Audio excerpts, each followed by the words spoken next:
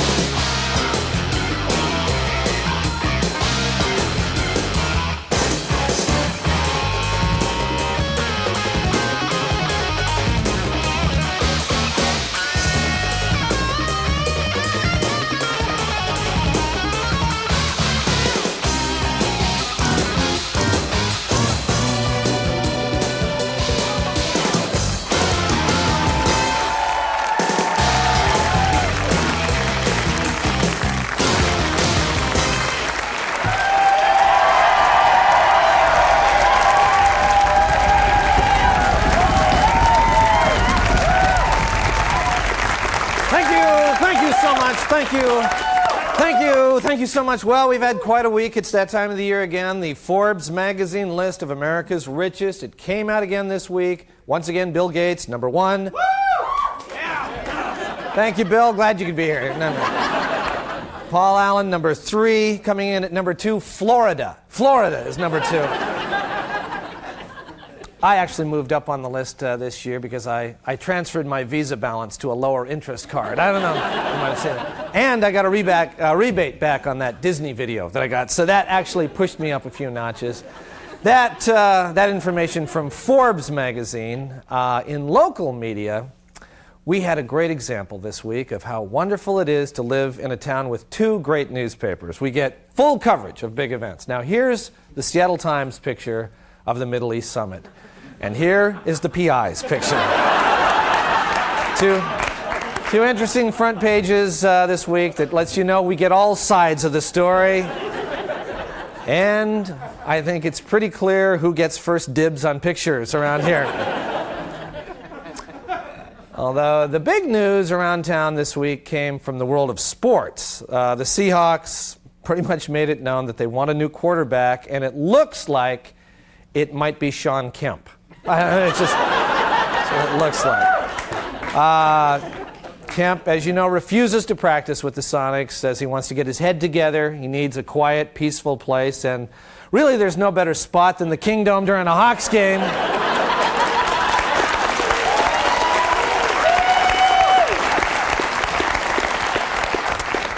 Now, he says in his statement that the holdout is not about money, but a need for renewal. And when he was asked what specifically that he needs to renew. Kemp said, my money.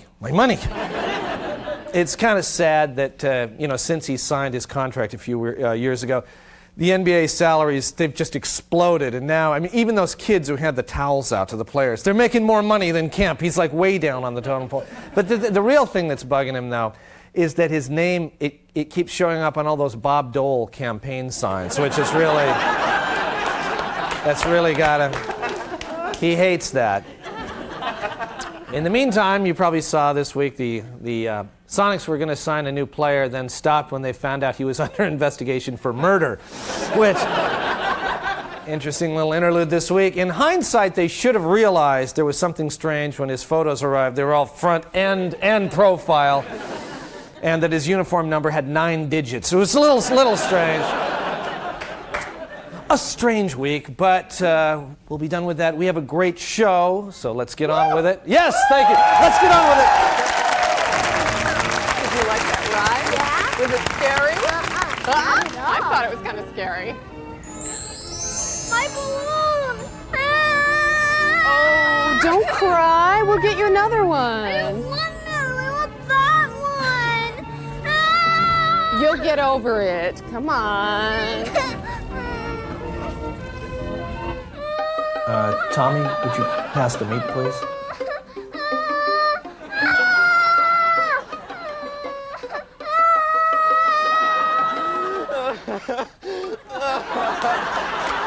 Oh, hi, Tommy. Hi, Mrs. Sullivan.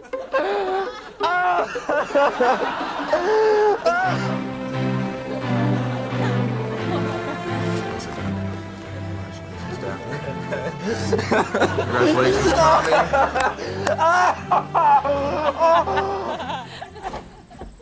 I had a great time, Tommy. Oh, me too.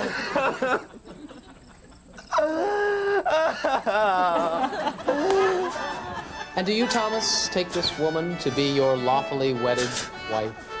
I do.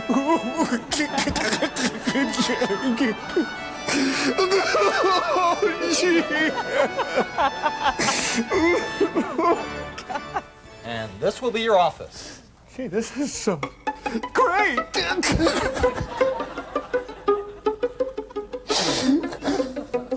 Have a good retirement, Tommy. Hey, see you, Tom. Good luck, Tommy. Keep in touch.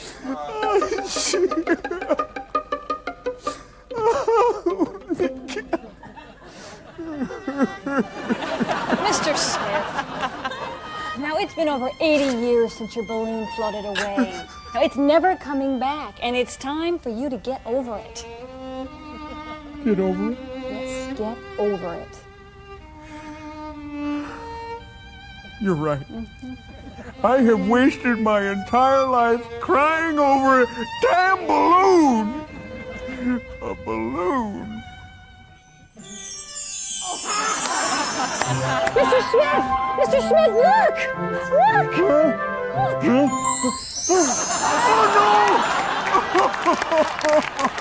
Oh, for crying out loud. All right, stay with us. We've got a great show, and we'll be right back.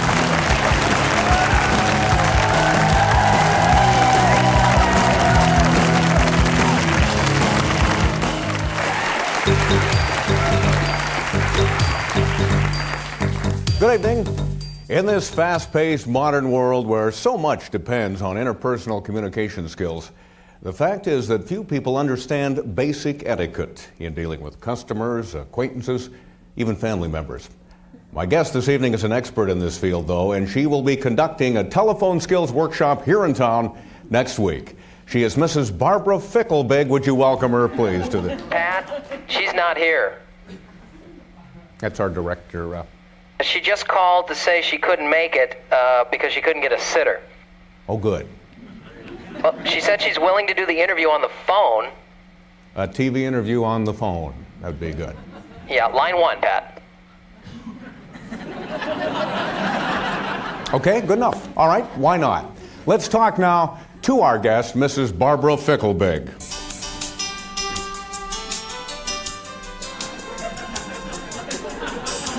Sounds like we're on hold here.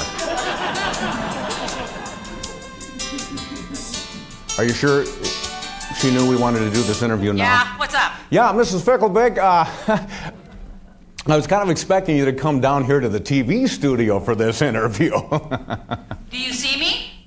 No. Well, then I'm not there, am I? No, you're not. Let's get on with it.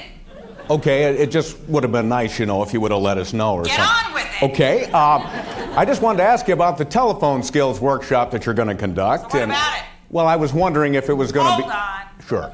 You kids, put it down. Put that down right now. I mean it. Put it down. Did you hear me? You put it down right now. Put it down. Okay, what you want? Wanted to know about the telephone skills workshop coming up. It's $40 a head. Okay, and what exactly... Hold on, I got another call. Okay.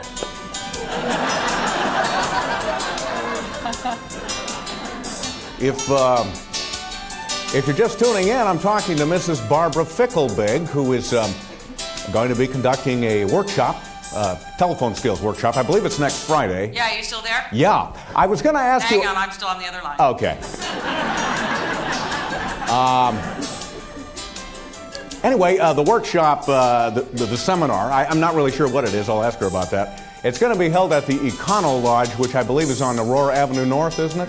And it's $40 a person if you would like to go. And I'm back. Okay, good. Now this workshop... I was just talking to some jackass down at the car repair place. Were you?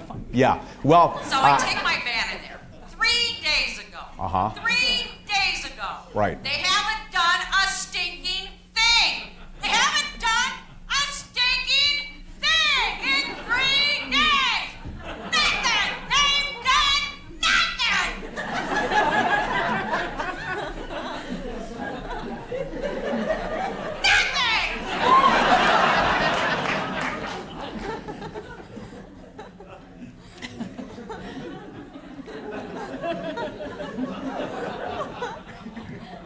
What do you teach exactly? What do you mean, what do I teach? That's what you pay your lousy $40 for. Okay, but do you teach like listening skills, you know, that kind of thing? I tell you to put that down. Didn't I? Ma'am? Did you hear me? Excuse me. Put it down, mister. Ma'am? Put it down. Don't give me that. Pardon me, Put it down. Mrs. Ficklebig?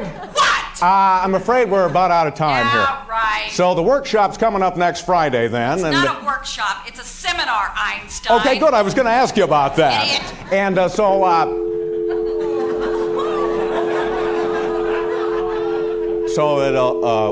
it'll be $40 if you want to go.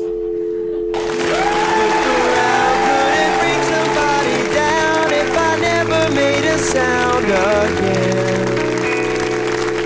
In your eyes, you've already spent my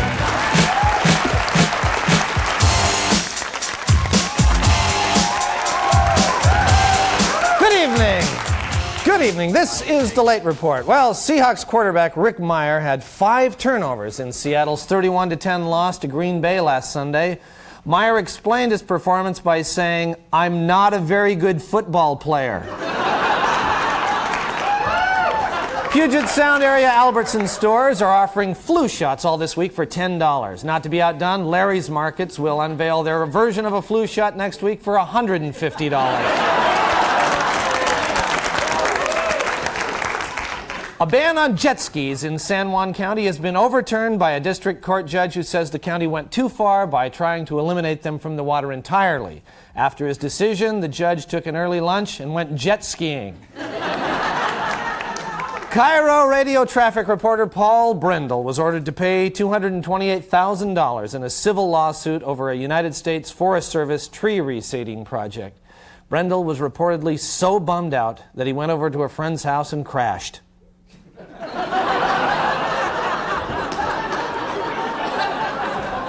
Well, there's lots of activity going on in the otherwise quiet neighborhood of Magnolia, and here to tell us more about it with a live report is Steve Wilson. Steve?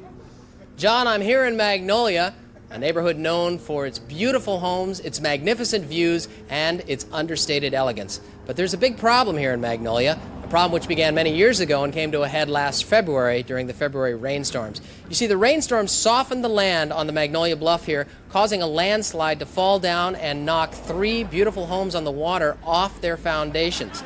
Now, the city has arrived to finally shore up the bluff to the tune of about $1.9 million.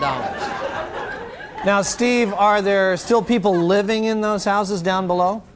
No, John. Those families were evacuated the day after the slide occurred. Some of them have moved into apartments in the neighborhood. Others have taken up residence with their family members. They cannot move back into their homes until this bluff has been secured. And even though there looks like there's a lot of activity going on behind me, this job is expected to take anywhere from 4 to 6 months. Now, Steve, is the city going to pay for the damage done to those homes?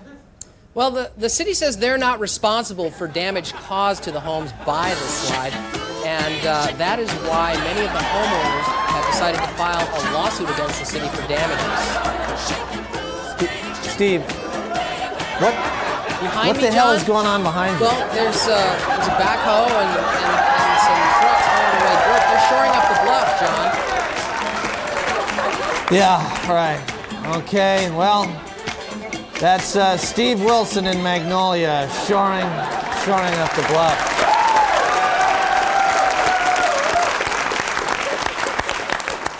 The Washington Motion Picture Council held an auction at the Westin Hotel this week. Auction items included lunch with Tom Skerritt, golf with John Ratzenberger, and rehab with Kelsey Grammer.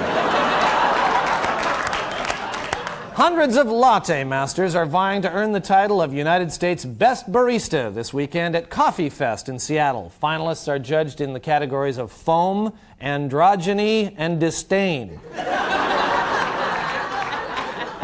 Well, Japan has refused to import certain varieties of Washington state apples. And here, once again, with a commentary on Japan's actions, is the man who united Scotland, William Wallace. Oh, William Wallace.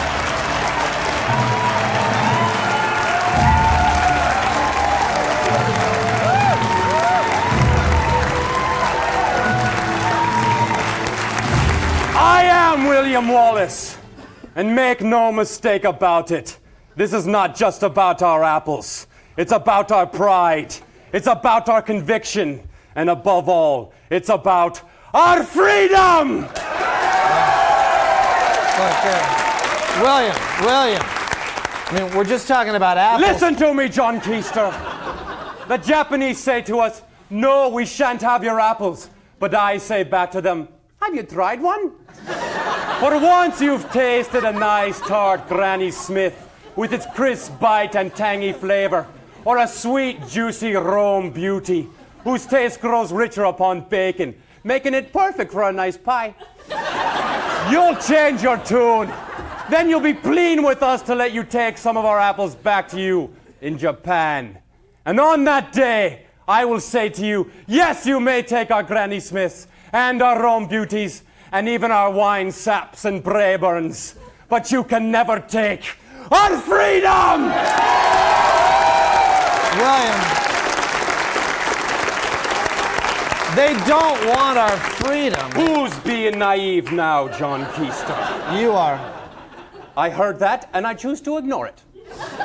But what about our other Apple products? One in particular, I ask you. Will you not take our applets and cotlets? Oh, foul things they are. I don't know anybody who likes them. Do you like them? No! Can Japan have them? Yes! Oh, eat applets and cotlets. I'd sooner be disemboweled with sharp instruments and then have my own head cut off. Okay, well, maybe not the disemboweling part. Look, William, you're starting to make me sick here. But although they can take our heads, and our Jonagolds and Fujis, and our sweet red delicious, and yes, I beg you, even our applets and cotlets, there is one thing they can never take, John Keister. Let me guess. Our freedom? Louder! Our freedom? I can't hear you, John Keister. Our freedom! Our freedom! Are you with me? Will you fight? Thank you! All right. Well, that's William Wallace, the savior of Scotland. This has been the Late Report. Thank you, and we'll be back just as soon as we clean up after that horse.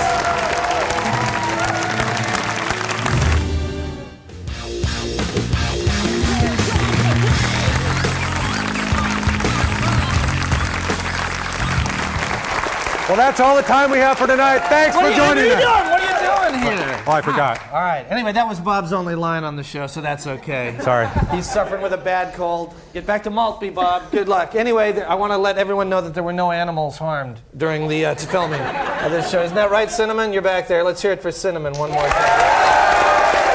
Great. Anyway, William, you want to take us out? They can take away our show. They can turn us off, but they can't take away our freedom! We'll see you next